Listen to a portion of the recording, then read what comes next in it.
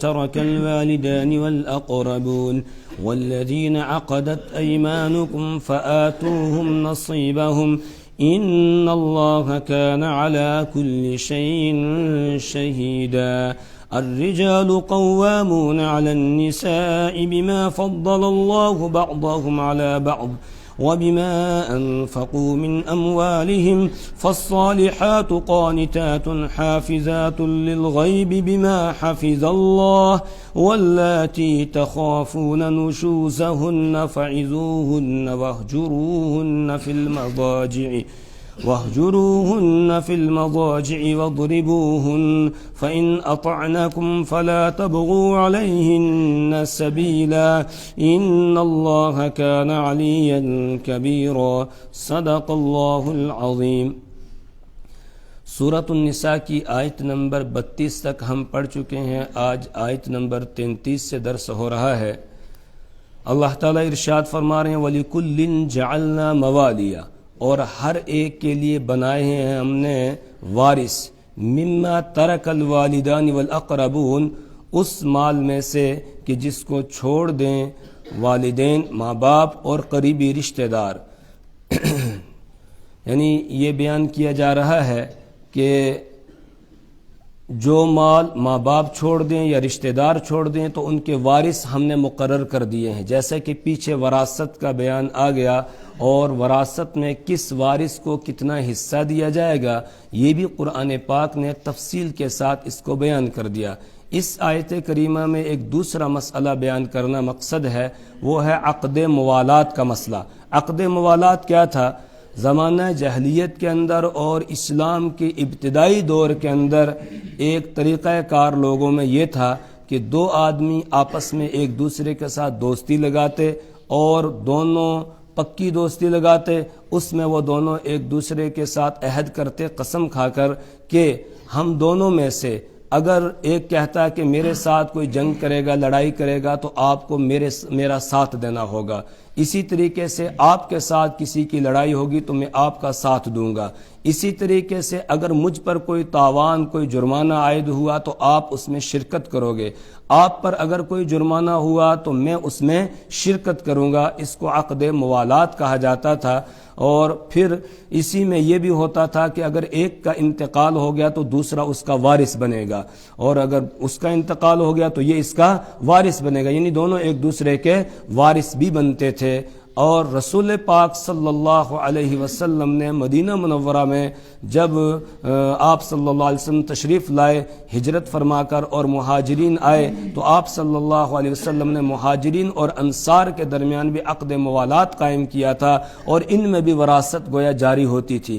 لیکن جب وراثت کے احکامات آ گئے اور حصے داروں کے حصے بیان کر دیے گئے، اب عقد موالات کا جو سلسلہ تھا یہ والا حکم منسوخ ہو گیا کہ اب عقد موالات کی وجہ سے کسی کو حصہ نہیں ملے گا۔ اسی طریقے سے آج کے دور میں جیسے کوئی متبنہ بیٹا بنا لیتا ہے، منہ بولا بیٹا بنا لیتا ہے، بیٹی بنا لیتا ہے، تو اس کو بھی شریعت میں وراثت کا حصہ نہیں ملے گا۔ وراثت کا حصہ تو جو رشتہ دار ہیں جن کا پیچھے تفصیل کے ساتھ بیان آ چکا تو انہی رشتہ داروں کو حصہ ملے گا۔ اسی طریقے سے کوئی گھر داماد رکھ لیتا ہے، اس داماد کا بھی شریعت میں کوئی حصہ نہیں ہے۔ البتہ اگر کوئی آدمی ان کو دینا چاہے، جس کو منہ بولا بیٹا بنایا اس کو دینا چاہے، یا اسی طریقے سے گھر داماد ہے اس کو دینا چاہے، تو زندگی میں کچھ دینا چاہے تو دے سکتا ہے، وہ کسی کو بھی دے سکتا ہے، یا پھر مرتے وقت وہ ان کے لیے وصیت کر سکتا ہے، لیکن شرعاً ان کا حصہ مقرر نہیں کیا گیا ہے۔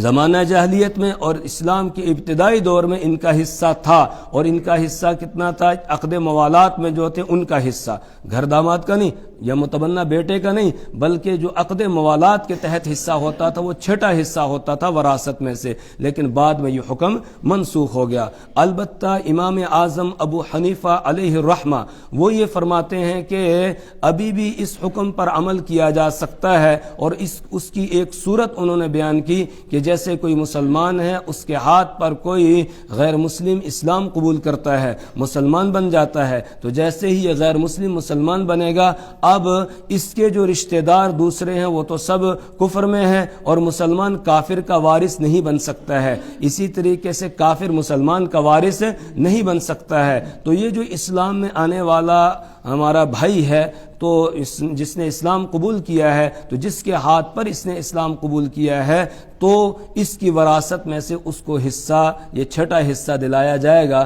اور اسی طریقے سے اگر اس مسلمان بننے والے کا انتقال ہو جائے اور اس کے جو رشتہ دار جو پیچھے وراثت میں بیان کیے گئے ہیں ان میں سے کوئی مسلمان رشتہ دار نہیں ہے، تو پھر یہ مسلمان جس کے ہاتھ پر اس نے اسلام قبول کیا ہے یہ اس کا وارث بنے گا۔ یہ صرف رائے ہے امام اعظم ابو حنیفہ علیہ الرحمہ کی، دیگر علماء کی یہ رائے نہیں ہے۔ باقی علماء یہ کہتے ہیں کہ یہ حکم ابتدا میں تھا، اب منسوخ ہو چکا ہے۔ اگر اس طریقے سے کوئی آدمی کسی کو دینا چاہتا ہے زندگی میں دے سکتا ہے، یا پھر مرتے وقت وہ تہائی مال کے اندر اس کے لیے وصیت کر سکتا ہے۔ تو وَلِكُلٍّ جَعَلْنَا مَوَالِيَ، اور ہر ایک کے لیے ہم نے مقرر کر دیا موالیہ وارث۔ موالی کا یہ جمع ہے مولا کی، اور مولا کے معنی آقا کے بھی آتے ہیں، مولا غلام کو بھی کہا جاتا ہے، مولا دوست کو بھی کہا جاتا ہے، اسی طریقے سے مولا وارث کو بھی کہا جاتا ہے۔ یہاں یہ وارث کے معنی میں ہے، ہم نے بنا دیا ہر آدمی کے لیے وارث، مما ترک الوالدان والاقربون، اس مال کے کہ جس مال کو چھوڑ جائیں ماں باپ، والاقربون اور قریبی رشتہ دار، والذین عقدت ایمانکم اور وہ لوگ کہ جن کے ساتھ تمہاری قسمیں مضبوط ہوئی ہیں، یعنی جن کے ساتھ تم نے عقد موالات، دوستی والا عقد اور عہد و پیمان کیا ہے، فآتوہم نصیبہم، تو تم دے دو ان کو ان کا حصہ، فآتوہم نصیبہم، تم دے دو ان کو ان کا حصہ۔ ابتدائی دور میں حصہ ان کا تھا چھٹا حصہ، کہ چھٹا حصہ ان کو دے دو، لیکن جب وراثت کے احکامات آ گئے اور اللہ کی طرف سے یہ حکم آ گیا وَأُولُو الْأَرْحَامِ بَعْضُهُمْ أَوْلَىٰ بِبَعْضٍ، کہ جن کا رحم کے ساتھ تعلق ہے یہی وراثت کے حقدار ہوں گے، تو پھر یہ حکم منسوخ ہو گیا۔ اب ان کے حصہ دینے کا مطلب یہ ہوگا کہ اگر تم زندگی میں کچھ ان کو دینا چاہو تو دے سکتے ہو، اسی طریقے سے مرتے وقت وصیت کرنا چاہتے ہو ان کے نام کی تو تہائی مال کے اندر تم ان کو وصیت کر سکتے ہو، اور کوئی حصہ ان کا نہیں ہے۔ ان اللہ کان علی کل شیء شہیدا، بے شک اللہ تبارک و تعالی اس پر گواہ ہے، یعنی جو تم کر رہے ہو اللہ دیکھ رہا ہے، اس کی تم نگرانی میں ہو، اور وہ گواہ بن رہا ہے تمہارے ہر عمل پر۔ الرجال قوامون علی النساء بما فضل اللہ بعضهم علی بعض، پیچھے اللہ تبارک و تعالی نے عورتوں کے حقوق بیان کیے، یتیموں کے حقوق بیان کیے، نکاح کے احکامات بیان کیے، وراثت کے احکامات بیان کیے۔ اب یہاں سے مرد اور عورت کی کیا ذمہ داریاں ہیں، دونوں کی ذمہ داریوں کی تقسیم یہاں سے کی جا رہی ہے کہ مرد کے ذمہ شریعت نے کیا ذمہ داریاں عائد کی ہیں، عورت کے ذمہ کیا ذمہ داریاں عائد کی ہیں۔ کیوں؟ اس لیے کہ جب نکاح ہو گیا، میاں بیوی بن گئے، اب ان کو گھر بسانا ہے تو گھر کا نظام چلانا ہے، تو جس طریقے سے ہر نظام کو چلانے کے لیے کچھ اصول ہوتے ہیں، ضابطے ہوتے ہیں، نظام مملکت ہے اس کے بھی ضابطے ہیں، اسی طریقے سے نظام سیاست ہے اس کے بھی ضابطے ہیں، کوئی کسی ادارہ کوئی قائم کرتا ہے اس ادارے کے بھی کچھ ضابطے ہوتے ہیں، کچھ اصول ہوتے ہیں۔ ان ضابطوں اور اصولوں کے تحت جب ہر آدمی اپنی ذمہ داری کو سمجھتا ہے، ذمہ داری نبھاتا ہے، وہ ادارہ چلتا رہتا ہے، وہ نظام چلتا رہتا ہے۔ تو اسی طریقے سے گھر کا ایک آئلی نظام ہے، اس آئلی نظام جو ہے فیملی سسٹم، اس کو چلانے کے لیے بھی اللہ نے کچھ اصول اور ضابطے مقرر کیے ہیں، اور کسی بھی نظام کو چلانے کے لیے کسی امیر کا ہونا ضروری ہے، کسی سربراہ کا ہونا ضروری ہے۔ جو نظام بغیر امیر اور سربراہ کے چلتا ہے وہ نظام پھر چلتا نہیں ہے، بس وہ چند دنوں کے بعد ختم ہو جاتا ہے۔ کسی بھی نظام کو چلانا ہو کوئی امیر ہونا چاہیے، کوئی ذمہ دار ہونا چاہیے، کوئی سربراہ ہونا چاہیے۔ اب گھر کا جو آئلی نظام ہے، اس آئلی نظام کے لیے اللہ تبارک و تعالی نے گھر کا جو ذمہ دار ہے اور سربراہ ہے وہ مرد کو بنایا ہے، کہ مرد جو ہے یہ گھر کا ذمہ دار رہے گا، یہ سربراہ رہے گا، اور باقی افراد گھر کے وہ اس کے ماتحت رہیں گے، وہ مامور رہیں گے، اور پھر یہ نظام اچھے ڈھنگ سے چلتا رہے گا۔ الرجال قوامون علی النساء، مردوں کو مرد قوام ہے یعنی حاکم ہے، علی النساء اور عورتوں پر، یعنی وہ سربراہ ہیں، وہ سردار ہیں گھر کے. کیوں؟ بما فضل اللہ بعضهم علی بعض، اس وجہ سے کہ اللہ تعالیٰ نے ان میں سے بعض کو بعض پر فضیلت دی ہے. مردوں کو اللہ تعالیٰ نے عورتوں پر ایک درجہ فضیلت دی ہے. سورہ بقرہ میں ہم پڑھ کر آئے ہیں وَلَهُنَّ مِثْلُ الَّذِي عَلَيْهِنَّ بِالْمَعْرُوفِ وَلِلرِّجَالِ عَلَيْهِنَّ دَرَجَةٌ. وَلَهُنَّ، ان عورتوں کے لیے حقوق ہیں. وَلَهُنَّ مِثْلُ الَّذِي عَلَيْهِنَّ، جیسے کہ ان کے ذمے حقوق ہیں مردوں کے، اسی طرح عورتوں کے لیے حقوق ہیں مردوں کے ذمے بالمعروف، بھلائی کے ساتھ، قاعدے کے مطابق. البتہ وَلِلرِّجَالِ عَلَيْهِنَّ دَرَجَةٌ، اللہ نے مردوں کا ایک درجہ رکھا ہے عورتوں پر. اس درجے کا یہاں بیان ہے وہ یہ ہے کہ مرد کو اللہ تبارک و تعالی نے گھر کا منتظم بنایا، اس کو حاکم بنایا، اس کو گھر کا سربراہ بنایا ہے پروردگار نے، لہذا اس کو گھر کا نظام چلانا ہوگا. بما فضل اللہ بعضهم علی بعض، اور عورت کے لیے نظام چلانا، پورے گھر کو سنبھالنا یہ مشکل ہے. کیوں؟ اس لیے کہ اللہ تبارک و تعالی نے انسانوں میں یہ دو صنفیں بنائی ہیں، ایک مردوں کی ایک عورتوں کی، اور دونوں کا کام الگ الگ ہے، دونوں کا مزاج الگ الگ ہے، دونوں کی سوچ اللہ تعالیٰ نے الگ رکھی ہے. تو مرد کو اللہ تعالیٰ نے جو ہمت اور جو طاقت و قوت اور جو مردانگی کی صفت اللہ نے اس کے اندر رکھی ہے وہ عورت کے اندر نہیں ہے. اس لیے عورت نظام کو چلانے میں اتنی کامیاب نہیں ہو سکتی ہے جتنا کہ مرد گھر کے نظام کو چلانے میں کامیاب ہو سکتا ہے. اور یہی ہر نظام، ہر ادارے کے نظام کی یہی صورتحال ہے. اسی لیے جس وقت کسرا کا انتقال ہو گیا ایران کے بادشاہ کا، اور اس کی بیٹی کو انہوں نے حاکم مقرر کیا، تو رسول پاک صلی اللہ علیہ وسلم نے اسی وقت ارشاد فرمایا تھا لن یفلح قوم ولوا امرهم الى امرأة، کہ وہ قوم کبھی کامیاب نہیں ہو سکتی ہے جو اپنے معاملات کسی عورت کے حوالے کر دے. عورت کا کام تو گھر کے نظام کو سنبھالنا ہے، مملکت کے نظام کو سنبھالنا یہ عورت کا کام نہیں ہے. وہ گھر کی جو اندرون خانہ کی ذمہ داریاں ہیں ان کو وہ نبھائے گی. کسی بھی گھر کے اندر یہ دو ذمہ داریاں ہیں، ایک باہر کی ذمہ داری ہے اور ایک گھر کے اندر کی ذمہ داری ہے. باہر کی ذمہ داریوں کا ذمہ دار اللہ تعالیٰ نے مرد کو بنایا ہے، اور گھر کے اندر کی اندرون خانہ کی جو ذمہ داری ہے، اندرون خانہ کے جو امور ہیں، گھر کی صفائی ستھرائی ہے، بچوں کی تربیت ہے، اسی طریقے سے کھانا بنانا اور اس طرح کے جو کام امور خانہ داری یعنی گھر کے جو امور ہوتے ہیں، تو ان کا ذمہ دار اللہ تعالیٰ نے عورت کو بنا دیا، اور باہر کی ذمہ داریاں جو تھی وہ سب کے سب مردوں کے ذمہ لگائی ہیں. اسی لیے رسول پاک صلی اللہ علیہ وسلم نے جب اپنی چھوٹی صاحبزادی حضرت سیدۃ النساء اہل الجنہ حضرت فاطمہ الزہرا رضی اللہ تعالی عنہا کا نکاح کیا حضرت علی رضی اللہ تعالی عنہ سے، آپ نے حضرت علی رضی اللہ تعالیٰ عنہ کو بلایا اور ذمہ داری دے دی کہ علی آپ کا کام یہ ہے کہ آپ باہر جاؤ گے، کماؤ گے اور کما کر لاؤ گے، اور فاطمہ کی ذمہ داری یہ ہے کہ یہ گھر کے نظام کو سنبھالے گی، یہ اندر کے کام کو سنبھالے گی. تو دونوں کی ذمہ داریاں بانٹ کر رسول پاک صلی اللہ علیہ وسلم نے دے دی. یہاں قرآن نے بھی یہی بیان کیا الرجال قوامون علی النساء، کہ مرد یہ عورتوں پر حاکم ہیں بما فضل اللہ بعضهم علی بعض، اس وجہ سے کہ اللہ نے ان میں سے بعض کو بعض پر فضیلت دی. وَبِمَا أَنفَقُوا مِنْ أَمْوَالِهِمْ، اور اس وجہ سے کہ وہ خرچ کرتے ہیں اپنے مالوں میں سے. خرچ کا ذمہ دار اللہ نے مردوں کو بنایا ہے، عورتوں کے ذمہ اللہ نے کسی کا خرچہ نہیں لگایا ہے، مردوں کے ذمہ لگایا ہے کہ مرد کی ذمہ داری ہے.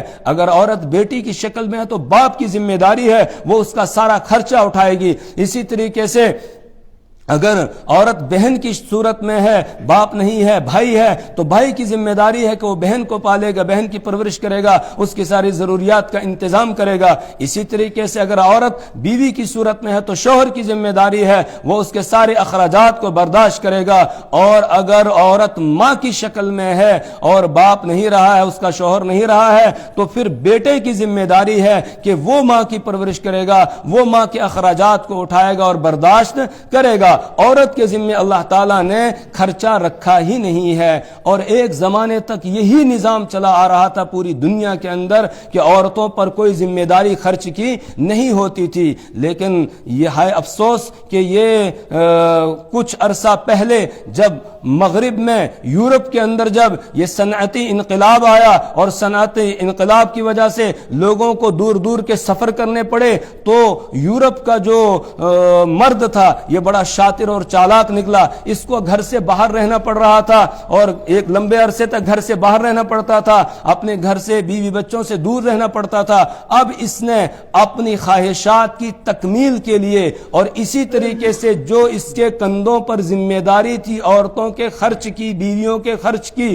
اس کو ذرا اپنے کندھوں سے اتارنے کے لیے نعرہ لگایا حقوق نسواں کا کہ عورتوں کے حقوق کو اجاگر کیا جائے، عورتوں کے حقوق کو کی آواز کو بلند کیا جائے۔ اسلام نے عورتوں کو چار دیواری کے اندر بند کر دیا ہے، ان کو باہر نہیں نکلنے دیا جاتا ہے، لہذا ان کو بھی مردوں کے شانہ بشانہ کھڑا ہونا چاہیے، اور یہ عورتوں کے حقوق ہے۔ وہ عورت جس کو اسلام نے، شریعت نے گھر کی ملکہ بنایا تھا، اس کو گویا وزیر داخلہ بنایا تھا، گھر کا سارا نظام اور سسٹم اس کو سمجھا دیا گیا تھا اور اس کو بتایا گیا تھا اس کو کیسے گھر کا نظام چلانا ہے، گھر کی ملکہ اس کو بنایا ہوا تھا۔ اس کو جو ہے مغرب کے اور یورپ کے مرد نے باہر نکالا گھروں سے، اور پھر باہر ایسا نکالا کہ وہ عورت جس کی ذمہ داری یہ تھی کہ وہ اپنے بچوں کی تربیت کرتی، اپنے بچوں کے لیے کھانا بناتی، اپنے بچوں کا بستر بچھاتی، آج وہی عورت ہوٹلوں میں کام کر رہی ہے، غیر مردوں کے لیے بستر بچھا رہی ہے، اٹھا رہی ہے، ان کے سامنے کھانا پیش کر رہی ہے،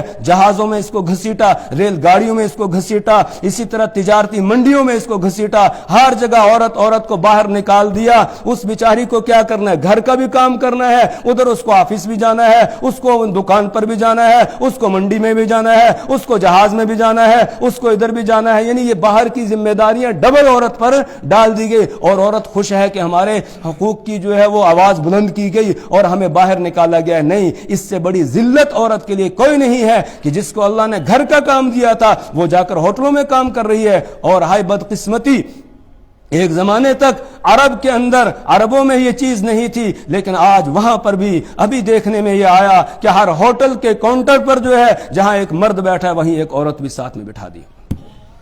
ہائے کیا بنے گا؟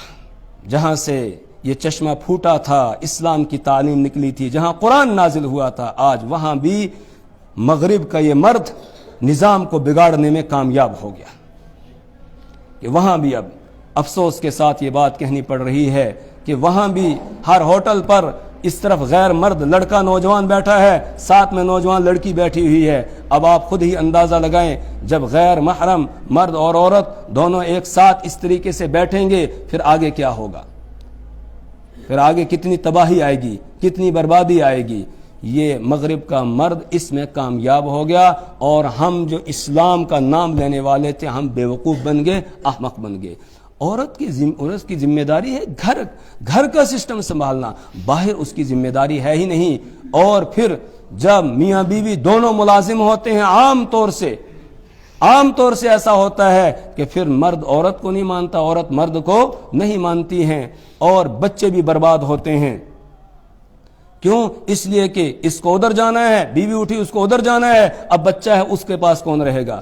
پھر کوئی محلے کی عورت یا کوئی غریب عورت جس کو گھر میں انا بنا کر رکھا جاتا ہے وہ اس کو پال رہی ہے، وہ اس کی دیکھ ریکھ کر رہی ہے، یا پھر اس کو چائلڈ کیئر کے حوالے کیا جاتا ہے اور وہاں پر وہ پرورش پا رہا ہوتا ہے۔ جب وہ بڑا ہو جاتا ہے پھر وہ بھی ماں باپ کو اولڈ ایج ہوم میں جا کر داخلہ دلا دیتا ہے، وہاں پر چھوڑ دیتا ہے، پھر وہ بھی ان کی خدمت نہیں کرتا ہے۔ اس سے فیملی سسٹم جو تھا وہ بالکل ختم ہو جاتا ہے، نظام جو گھر کا تھا وہ ختم ہو جاتا ہے۔ عورت کا کام ہے وہ گھر کی ذمہ داریوں کو سنبھالے، باہر کی ذمہ داری اللہ تعالیٰ نے مردوں کے ذمہ رکھی ہے۔ یہاں دونوں کو اللہ نے تقسیم کر کے بتا دیا ہے کہ وَبِمَا أَنفَقُوا مِنْ أَمْوَالِهِمْ، مردوں کو جو سربراہ بنایا گیا گھر کا، یہ اس وجہ سے کہ وہ اپنے مالوں میں سے خرچ کرتے ہیں عورتوں پر۔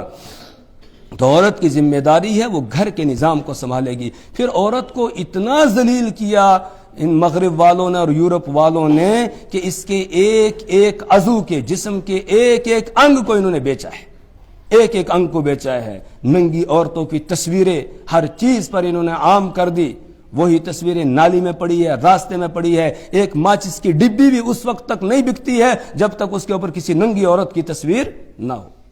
عام کر دیا گیا اس کو، بالکل عورت کو ذلیل اور رسوا کر کے، جس کو اللہ نے عزت دی تھی، جس کو اللہ نے گھر کی ملکہ بنایا تھا، جس کو حکم تھا وَقَرْنَ فِي بُيُوتِكُنَّ، یا اپنے گھروں کے اندر ٹھہری رہیں، اگر کبھی ان کو باہر نکلنا ہو تو یہ پردے کے ساتھ نکلیں گی، بغیر پردے کے باہر نہیں نکلیں گی، تاکہ کسی ہوس پرست، کسی کتے انسان کی ہوسناک نگاہیں اور گندی نظر ان کے اوپر نہ پڑے۔ ان کے جسم کی اللہ نے حفاظت کی تھی، لیکن ہے افسوس، ہے بدقسمتی، آج ہمارا معاشرہ یہاں تک پہنچ گیا ہے کہ ابھی کی بات ہے، ابھی اسی ہفتے کی بات ہے کہ ایک لڑکی کا نکاح تھا، اور میری سمجھ میں تو یہ پہلی مرتبہ میرے سننے میں بات آئی کہ جس لڑکی کا نکاح ہے وہ اپنے نکاح میں جو یہ بڑے بڑے فارم ہوتے ہیں جہاں یہ نکاح کرتے ہیں، تو شادی بیاہ کرتے ہیں، شادی والے جو گھر ہوتے ہیں، شادی گھر، وہاں پر لڑکی ناچ رہی ہے، وہ جس کا نکاح تھا، استغفر اللہ، مسلمان ہے،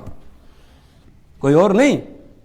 حالانکہ اللہ نے عورت کو ایک شرم و حیا دی ہے، اور اس شرم و حیا میں یہاں تک شریعت نے عورت کو یہ تعلیم دی اور تربیت دی کہ اگر لڑکی سے باپ پوچھ رہا ہے کہ تیرا رشتہ فلانی جگہ کر رہے ہیں، تو اگر لڑکی زبان سے کہتی ہے کہ ہاں ٹھیک ہے، اس کو بے حیا مانا گیا، اس کو بے حیا مانا گیا۔ اگر وہ ایسے بول پڑتی ہے، اس کی خاموشی کو اجازت مانا گیا، اور فقہ کی تمام کتابوں میں لکھا ہے خاموشی کو کیوں اجازت مانا گیا، اس لیے کہ لڑکی باپ دادا کے سامنے اس طرح کی بات کہنے سے شرماتی ہے، لیکن وہیں باپ ہے، وہیں دادا ہے، وہیں سب ہے، لڑکی ناچ رہی ہے۔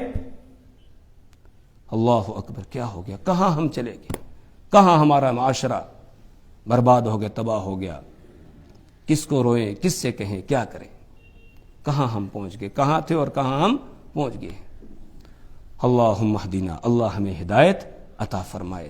تو اتنا اس کو عورت کو ذلیل کیا، رسوا کیا کہ اب دیکھیے کہاں تک اس کو نکال دیا۔ یہ بات ہمارے تصور میں بھی، میرے تصور میں بھی نہیں آ سکتی تھی کہ وہ لڑکی، وہ تو بیچاری اس وقت میں جس وقت نکاح ہوتا ہے، ایک تو شرم ہے اس کو، اور دوسرا اس کو گھر چھوڑنے کا جو غم ہوتا ہے، اس غم کے اندر وہ رو رہی ہوتی ہے، لیکن یہاں ناچ رہی ہے۔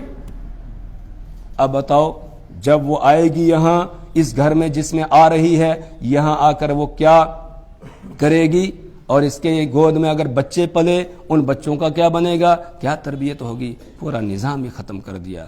میرے ایمانی بھائیوں، ہمارے لیے کامیابی شریعت کے اندر رہنے میں ہے، شریعت سے باہر نکل کر ہمارے لیے کامیابی نہیں ہے، ہم ناکام ہوں گے، نامراد ہوں گے۔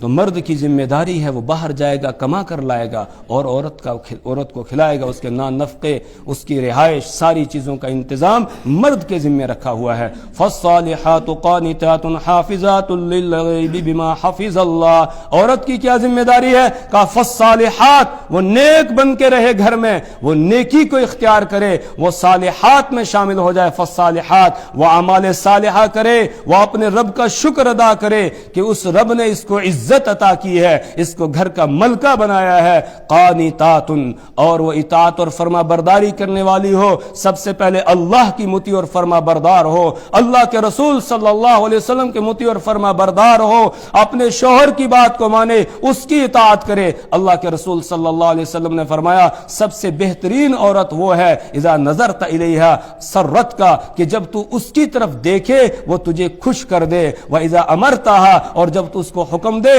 اطاعت کا، تو وہ تیری بات کو مان لے، اور جب تو اسے چھوڑ کے کہیں دور چلا جائے، پیچھے سے اپنی عزت و ناموس اور تیرے گھر کی حفاظت کرے۔ یہ سب سے بہترین عورت ہے۔ تو شوہر کی بات کو مانے، البتہ اگر خلاف شریعت کوئی حکم دے شوہر، اس میں شوہر کی بات نہیں ماننی ہے۔ اور کچھ ایسے بے غیرت شوہر بھی ہوتے ہیں، عورت بیچاری چاہتی ہے پردہ کرنا، وہ برقع پہننا چاہتی ہے، لیکن شوہر یہ کہتا ہے نہیں نہیں، تجھے برقع نہیں پہننا ہے، میرے دوستوں کے سامنے کھلے عام چلنا ہے تجھے۔ چہرہ کھول کے چلنا، یہ بے غیرتی ہے، اس کو دیوس کہا گیا ہے۔ اور ایسے انسان کی مغفرت اور بخشش شب قدر میں بھی نہیں ہوتی ہے جو اتنا بے غیرت ہو گیا ہو، اپنی بہن بیٹی اور بیوی یا ماں کو جو ہے وہ کھلے عام سب کے سامنے لے کر چلتا ہو، یہ دیوس ہے، بے غیرت ہے۔ اس کی بخشش شب قدر میں بھی نہیں ہوتی، کوئی بھی بخشش کا موقع ہوتا ہے اس میں اس کی بخشش نہیں ہوتی ہے۔ تو بعض ایسے بھی ہوتے ہیں کہ بیوی کو مجبور کرتے ہیں پردہ اتارنے پر، تو قانتات، یہ فرما برداری کرے گی، لیکن کب؟ جبکہ شوہر اس کو شریعت کے مطابق حکم دے گا۔ اگر شریعت کے خلاف کچھ کرنے کے لیے کہے تو لا طاعت لمخلوق فی معصیت الخالق، پھر خالق کی نافرمانی میں مخلوق کی اطاعت نہیں ہے۔ اسی طریقے سے ساس ہے، سسر ہے، ان کے ساتھ اچھا برتاؤ کرے گی، ان کو اپنے ماں باپ کا درجہ دے گی اور ان کی بات کو مانے۔ حافظات للغیب، تیسری صفت بیان کی، حافظات للغیب، اور وہ شوہر کے غائب ہونے کی صورت میں حفاظت کرنے والی ہو۔ یعنی شوہر جب گھر سے باہر ہو، اب عورت کی ذمہ داری ہے وہ حفاظت کرے۔ کس چیز کی حفاظت کرے؟ اپنی عزت و ناموس کی حفاظت کرے، کسی غیر مرد کو اپنی طرف نظر اٹھانے کا موقع نہ دے، کوئی گندی نظر اس کے اوپر ڈال دے نہ، اپنی عزت و ناموس کی یہ حفاظت کرے، اپنے جسم کی حفاظت کرے، کسی کے ہاتھ کو اپنی طرف نہ بڑھنے دے، شوہر کے بستر پر کسی غیر مرد کو نہ آنے دے۔ اسی طریقے سے شوہر کے بچے ہیں، ان بچوں کی حفاظت کرے، شوہر کا مال ہے، مال کی حفاظت کرے، گھر کی حفاظت کرے، یہ عورت کی ذمہ داری ہے۔ بما حفظ اللہ، اس سبب سے کہ اللہ حفاظت کرنے والا ہے۔ اصل حفاظت کرنے والا کون ہے؟ اللہ ہے۔ بس اس سبب سے اس کو حفاظت کرنی ہے، یعنی اللہ کی حفاظت کروانے سے اس کو حفاظت کرنی ہے۔ یا اس لیے ایک ترجمہ اس کا یہ بھی کیا گیا ہے حافظات للغیب، کہ وہ شوہر کے غائب ہونے کی صورت میں حفاظت کرنے والی ہے، بما حفظ اللہ، اس وجہ سے کہ اللہ نے اس کو محافظ بنایا ہے، اللہ نے اس کو گھر کا محافظ بنایا ہے، لہٰذا یہ ذمہ داری ہے عورت کی، گھر کے نظام کو سنبھالے گی، نیک بن کے زندگی بسر کرے گی، اطاعت اور فرما برداری والی زندگی بسر کرے گی، اور گھر کی حفاظت کرے گی، شوہر کے مال کی، اسی طریقے سے اس کے بچوں کی، اس کے گھر کی، اور اپنی عزت و ناموس کی حفاظت کرے گی۔ گھر کے اندر کے نظام کو یہ سنبھالے گی اور باہر کا نظام مرد سنبھالے گا۔ اس سے آگے انشاءاللہ کل پڑھیں گے۔ اللہ تعالی ہمیں اپنی کتاب کی سمجھ اور فہم عطا فرمائے۔